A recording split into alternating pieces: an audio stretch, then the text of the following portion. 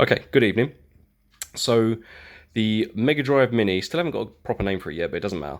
The Megadrive Mini that I'm building, I was waiting ages for parts to turn up, because all I had was this bit.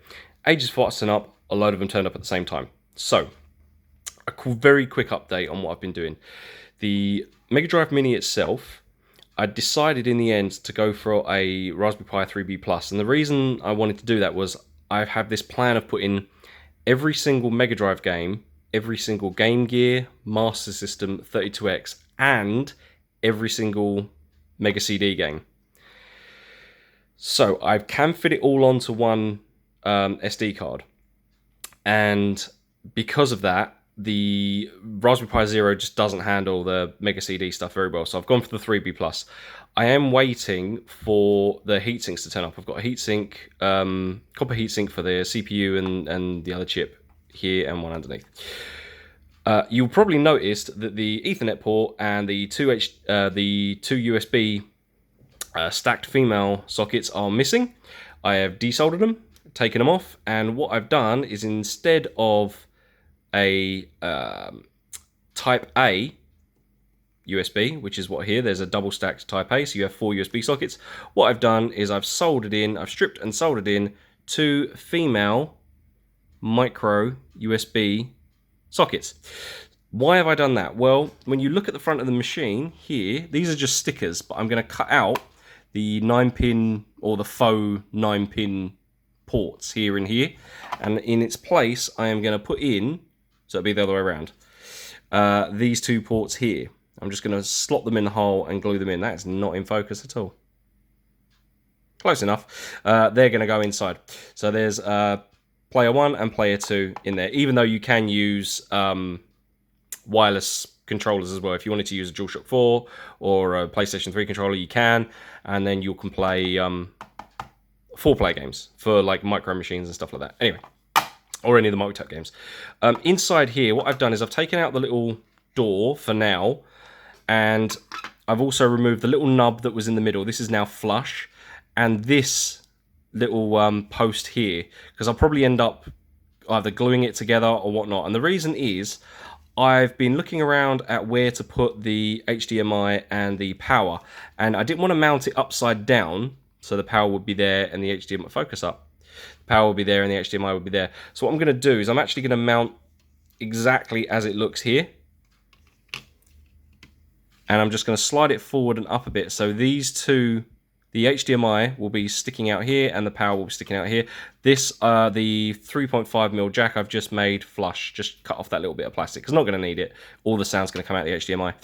So yeah, so those two will just stick out there, and then the sticker for the power and whatnot will still be there. Look, you got the little S-video and the little power, or whatever the equivalent is.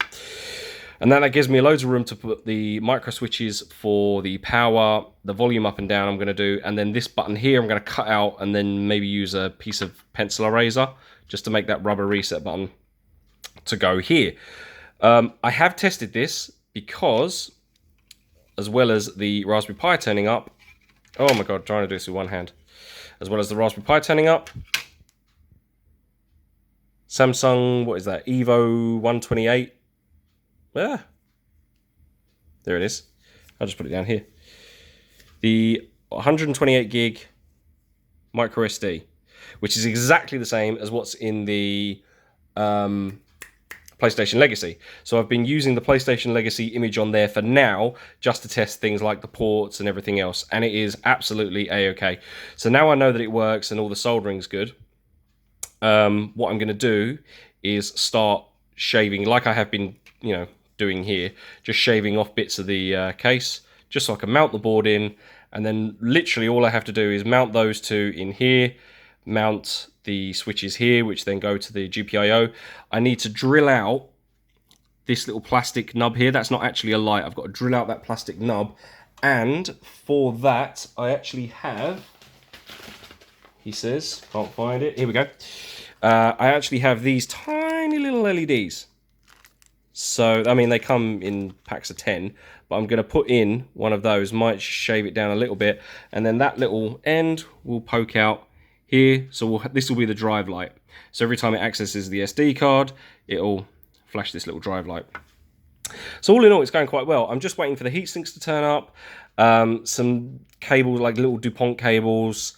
What else am I turning up? The micro switches. I've got some ideas for this micro switch here, because I don't want to put in 2 micro switches for on and off, because it's a momentary switch. So what I'm going to do is put a rolling switch underneath, and every time it rolls over the top, that'll activate it.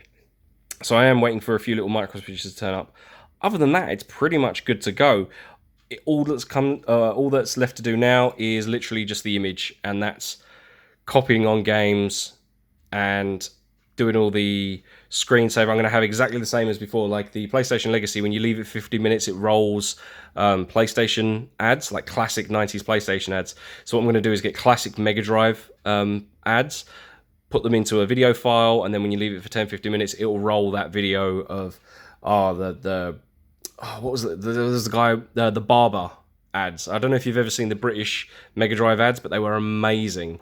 So there was a guy with going to get a haircut, and he was getting like robot arms and robot eyes put in, and it was it was really cool stuff. So that's going to be the rolling screensaver on here, and then obviously you'll have every Sega game up to the Sega Saturn. So I have all Game Gear, all Master System, all SG-1000. All 32X, obviously all Mega Drive, and then all Sega CD as well. Everything. Every Sega game you can imagine will be on here. Alright, cool. That's about it. That's where we stand at the moment. Peace.